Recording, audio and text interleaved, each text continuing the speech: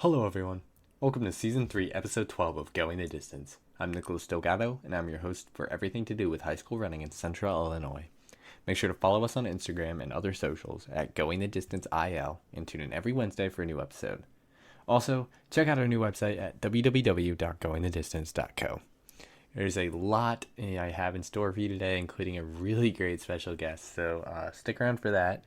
But before we get to our very important special guest this week, I do want to go over last week's meets, just like usual, and then I promise you we'll get right into it. So let's just get right started. Let's get started right away. This was a big week. It was sectionals week. This decides who races one more week and gets to the big races at Detweiller Park this next weekend. So let's start with the 1A sectional in our local area. It was at Elmwood. Eureka comes away with an upset win with 83 points over Elmwood with 86 and Peoria Notre Dame with 95 points. The individual winner was the senior from Elmwood, Isaiah Hill, who also won his regional. He wins the sectional, breaking 15 for the first time, and he runs a 14:59.35, and he wins over El Paso Gridley senior Dean Witzig in 15:16.92. So really good job by those guys. Those are great times on a course that isn't Detweiller. Now I don't know what their course is like, but still really great times. So congratulations to them and good luck to them at state. But the qualifiers out of that sectional, because it's 1A, there's only 6 qualifiers. So it's Eureka, Elmwood, Peoria Notre Dame, Pleasant Plains, El Paso Gridley, and Delavan with the late push into the top 6 to make it. Sam Springer and Coryell Green really just made that dream possible for the Delavan team with only 6 total runners. So congrats to everybody there. I hope to see the Central Illinois teams perform well at state this next weekend. Moving on, I picked 2A sectionals to talk about, and the first one's at Jacksonville. I must note this is a 2.9 mile course. It's a little short, but Normal University comes away with the win with 70 points over Marion with 78 points. So that's a much closer race than it was predicted to be. Individually, though, Dylan Nally, the senior from Marion, comes away with the win in 13:37.1, which is just absurd. Even though it is 2.9 miles, it's still absurd. Because he wins this race by 49 seconds over Julian Baker, the senior from Mount Zion, and he runs a 14:26.2, which is still a really good time. It's just that Dylan Nally is just on another level. The qualifiers from this section are Normal University, Marion, Bethalto Civic Memorial, Mount Zion, Mount Vernon, Taylorville, and Mascoutah. So congratulations to them. We'll see. I know Normal University and Marion are both looking for trophy, if not titles. So they will be in the main race this weekend. We'll see how they can compete with a bigger field. The Galesburg 2A sectional was the Middle Illini sectional, I guess. Most of the Middle Illini teams went there. Actually, I'm pretty sure if any Middle Illini teams qualified, they went there. But Morton comes away with the win. They regain their throne over Washington. They win with 70 points over Washington with 100 points. The senior from Sterling, Dale Johnson, wins the race in 15:10 flat over Dylan Gale, the junior from Geneseo, in 15:34.4. And out of that sectional, we have 7 qualifiers, just because it's 2A. Morton, Washington, Geneseo, Sterling, Dunlap, Morris, and Oak Forest. So shout out to Middle Illini, three teams pushing through. Proud of them. Hope to see them represent this weekend. And then a couple more local teams, obviously. We have Geneseo and Morris and Sterling that are not super close, but in the area. So congratulations to everybody there. I hope to see this sectional representing this weekend, as this is a Central Illinois podcast. So moving on to 3A, there are 7 team qualifiers out of 3A sectionals as well. But before we get to that, let's talk about the Granite City 3A sectional. This is where Pekin, the Normal Community, and Normal Community West, it's where these kind of local schools went down to. Plainfield North comes away with the win in the sectional, though, with 55 points over Plainfield South with 64 points, which Plainfield's just really stacked this year. And O'Fallon was right behind with 80 points. Individually, Cayman Vigier, the senior of Plainfield South, wins in 14:12.9 over Dylan Maloney. He's a junior, and he also goes to Plainfield South, and he comes in at 14:16.89. Important thing to note, this course is fast. It translates pretty well to Detweiler, so those are good times that we can expect to see this next weekend. And it's still looking like good weather, like I said last week, so I'm excited to see what these guys can do. and what times they can produce. But before we continue on, I did want to point out that in this sectional, 6 guys went 14:20 or under. So there's 2 that I already talked about. The sophomore from Plainfield North, Thomas Sherwinski, he runs a 14:18.16. Right behind him, a senior from O'Fallon, Dylan Yubera, he runs a 14:18.35. His teammate, a junior from O'Fallon, Zach Thoman, he runs a 14:20.23. And then Plainfield North puts another guy at 14:20.93. It's the senior Owen Stahl. So from the top 6, they all went 14:20 or under, and they were all from one of the 3 top placing teams: Plainfield South, Plainfield North, or O'Fallon.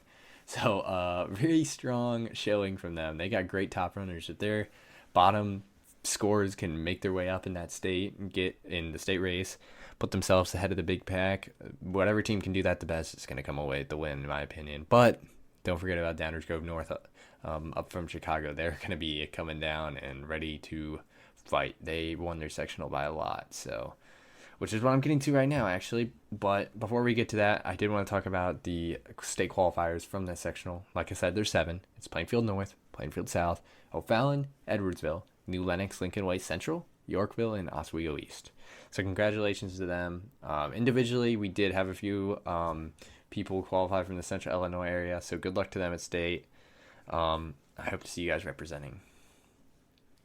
So moving on to that Hinsdale Central sectional, 3A once again, so 7 teams make it through, but Downers Grove North wins with 49 points. Really impressive performance. They beat LaGrange Lions, who had 120 points, so they just dominated. Individually, though, Aiden Bandukwala, the senior of Hinsdale Central, wins the race in 15:10.61, or Zach Close, the senior of Naperville Neuqua Valley, in 15:11.91. So a really close race there, but Aiden Bandukwala pulls out the win and pushes his team into 7th place, which does allow them to qualify, along with, so the 7 qualifiers were Downers Grove North, LaGrange Lions, Naperville Central, Naperville Neuqua Valley, Orland Park Sandburg, Riverside Brookfield, a 2A to 3A school this year, so congrats to them, and Hinsdale Central. So congratulations to everybody there. There's going to be some great competition this weekend, and I'm really excited for it. So we'll get to that in a second, but in my opinion, this weekend's looking to be a really good state weekend. I'm excited to be there, and I hope everybody that's attending is ready to race well, because I'm ready for a show. Individually, let's go over the weekly top times for the whole state. For 1A, we have Isaiah Hill, the senior from Elmwood, putting up his first sub-15 time of his career, 14:59.4, on Saturday the 28th at the Elmwood 1A sectional. He sets the 1A top time for the week, so congratulations to him. The senior Dale Johnson from Sterling puts up a 15:10 flat on Saturday at the Geneseo 2A sectional, which puts him at the 2A top time for the week.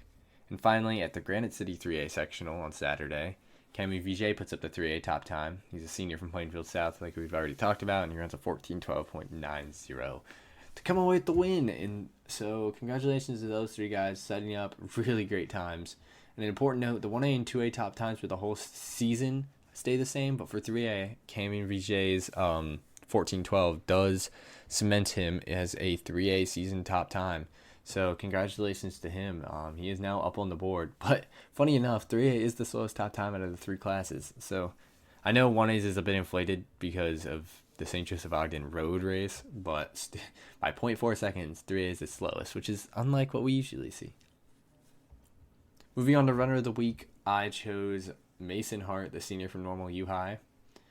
He led his team to the sectional championship, or to win the sectional championship in Jacksonville, and he placed 6th individually, and he ran a 14:40.6, which is 16 seconds faster than he ran at that same course 2 weeks ago. Now, I know conditions weren't necessarily the same, but that's really impressive to cut off 16 seconds, and it's very important at this time of the year.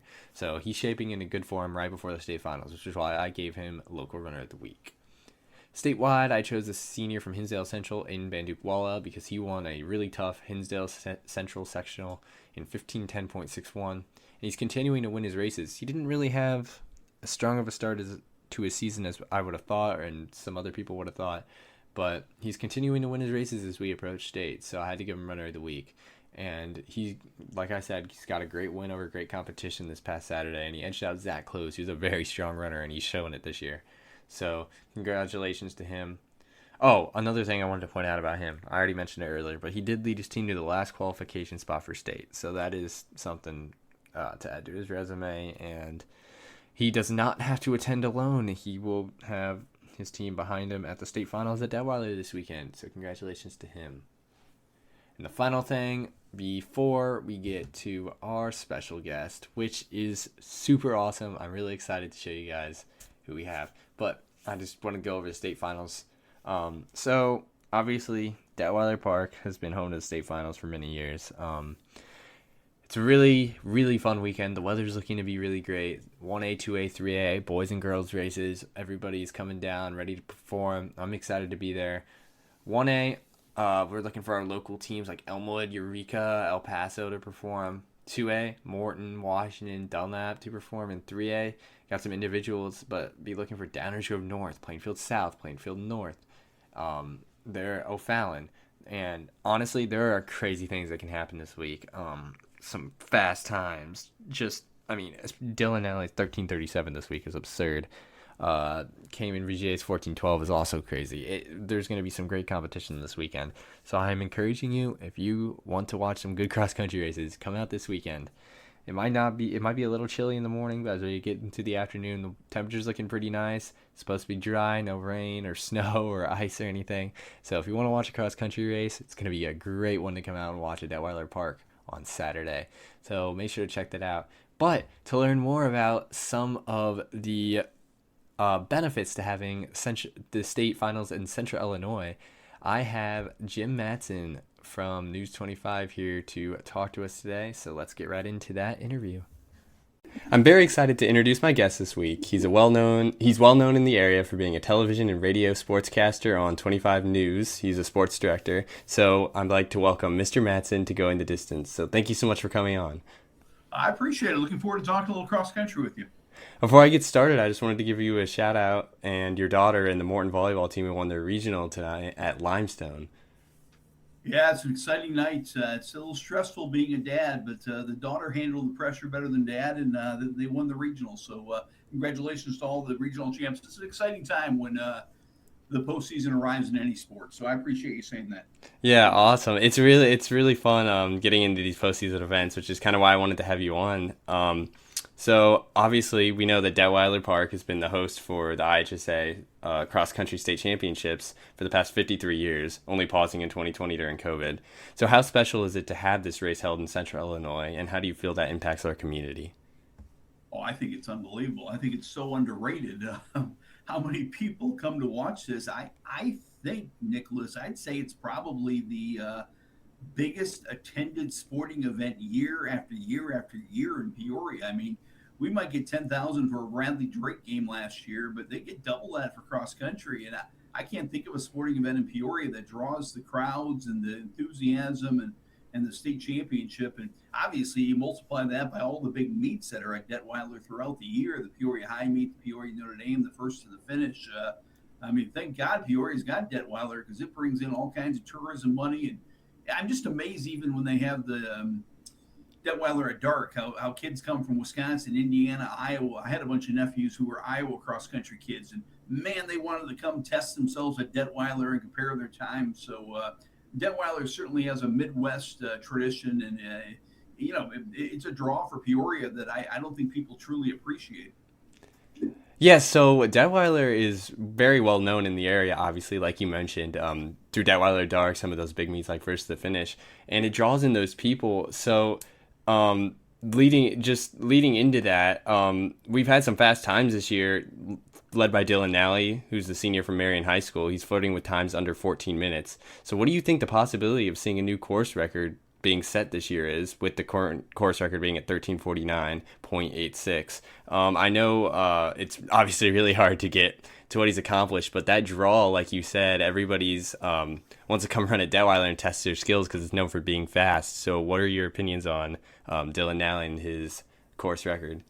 Well, there's so many things that have to come together. Somebody's got to push him, obviously. He's got to have great weather. Weather is such a wild card. I mean, we're talking November. We've run this in snow and slop and rain. And obviously, bad weather, you're not going to be able to break, the record that was set in 2019. I mean, Craig Virgin's record stood a long, long time. And I remember talking to Craig Virgin many years when he said, this is the year it's going to be broke. And then one thing led to another. But, if you're asking me, I don't think the record will be broke because you need so many different elements. But is there a young man capable of breaking the record? Yes. And if pushed and if the weather is great, if all the elements come through, obviously the runners are getting faster and faster, and we could see a record.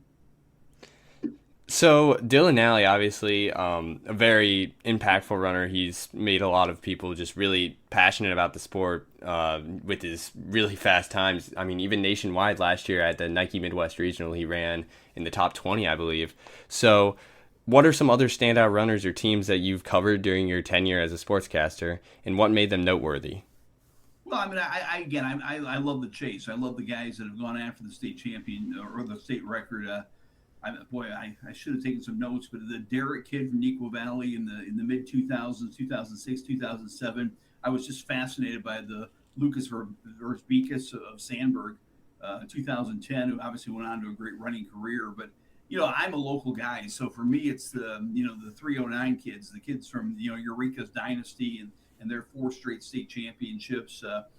I'll tell you by far my favorite event was 1993 when 2 kids from East Peoria were the cross country champions. I was just amazed that Tim Grove from East Peoria High and Janelle Dethard from East Peoria High were both cross country state champs from one high school. I couldn't believe it. And we saw that again in 2007 with the Limestone kids, Nicole Benson and Nick Holmes. So, high schools dream of having one state champion, and to have the boys and girls, the king and queen of cross country, and to have them be from Central Illinois, those are memories I'll hold forever. So that actually leads perfectly into my next question. So because of these like local runners, have there also been any impactful coaches in the area that you've witnessed? Well, certainly Brett Charlton at Eureka and the success he had, but I think all the coaches. I just love cross country. I love the, it's. I would tell people if you've never been to Detweiler, go because it's one of the few sporting events where so many kids celebrate. Sure, there's a champion, and sure, there's a champion team, but there's PRs, and it's just a celebration of running. So I appreciate all the cross country coaches in the area. I can go back to Coach Lynn at Tremont when I first started, who's still going strong, and obviously the Metamora coach, the Eureka coaches through the years who I've worked with for decades, and I'm the York with Joe Newton was just phenomenal for all the years in 3A, not a local school, but I'm just amazed by the dedication of the coaches, the kids, and it's fun. Like I said, I'm there for every race sometimes, and if I don't have a kid in the race, if I don't have a dog in the hunt, I like to watch the coaches see how excited they get. I mean, they're just so proud of those kids, so I appreciate all of that. Yeah, so like you kind of mentioned, even though cross country they do have champions and team and individual wise, but even if you're not like competing at that very top level, it's still really fun. And I think that kind of draws a lot of people into the sport that you can like boost yourself without having to win like a championship. So obviously the fall's a busy time for you covering all these sports, and football takes a lot of your headlines. But can you, in your experience, speak to those who haven't been able to make it out to Detweiler or a cross country meet?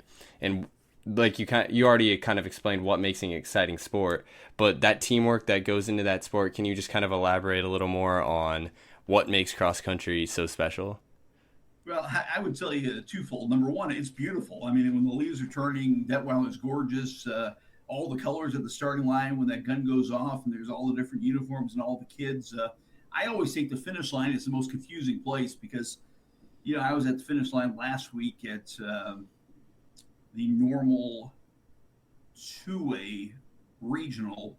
And, I almost got puked on a couple times. And if you stand by the finish line long enough, you'd never go out for cross country with kids passing out and throwing up and whatever. But if you stand there a little bit longer, you appreciate the sportsmanship and the joy of kids getting their personal record. And I don't think I've ever seen a sport where the competitors congratulate each other so much and congratulate the winner and running a great race. And, hey, you got your PR. And I think the finish line in track and the finish line in cross country should be a model for, we have a hard time doing handshake lines in other sports, and here everyone's hugging each other and celebrating their PRs and proud of each other. So I just think it's a great sport in that respect. And again, I think if people go, they'll appreciate the athleticism, how fast these kids are running for 3 miles. They'll appreciate the competitiveness.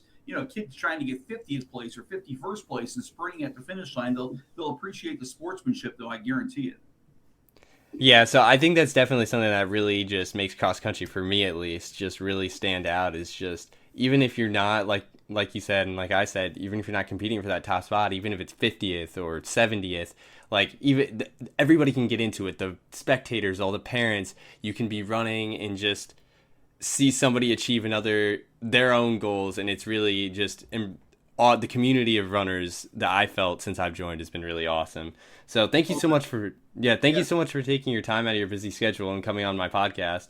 I I, really appreciate your input today. It's been an honor to interview you. And well, for those of can I real quick? I want to give a shout out to when I was a Morton High School student 40 years ago. My best friend Brent McLaughlin was a great runner, and Mark Oberly a couple of years after that were great runners. And so I've had a little bit of the cross country bug for a long time, thanks to some old Morton Potters. So I'm going to give a real shout out to those two guys. yeah, it's awesome to get people out at Detweiler. It's always really fun to have people cheering you on from personal experience of racing. So I know that you being out there is a really big deal for not just Central Illinois, but everybody who runs. So for any of you who want to hear more from Mr. Mattson, make sure to check out Prep Rally, which comes on every Thursday at 6:30 p.m. on WEEK 25. And also Saturday Morning Kickoff, which comes on every Saturday morning at 7 a.m. on Peoria Sports Radio FM 101.1. So thank you once again for coming on, and please wish your daughter and the rest of the team, the volleyball team, good luck at their sectional. It was a lot of fun. Keep going the distance. I love it. Thank you so much. That was a great interview. I'm so glad I got Jim Mattson on, and I want to thank him one more time for coming on. But that sums it up for this episode. Thank you guys for listening. I'm really excited for this weekend, and I hope you guys are too. Make sure to check back next Wednesday for the state recap episode. That was a fun one last year. I'm excited to record it again. Hopefully I'll get some good footage this weekend at state. But yeah, like I said, make sure to keep checking back each Wednesday for a new episode. Follow us on our socials at Going the Distance IL and our new website at www.goingthedistance.co. And other than that, I hope you have a great rest of your day, and I'll see you next week.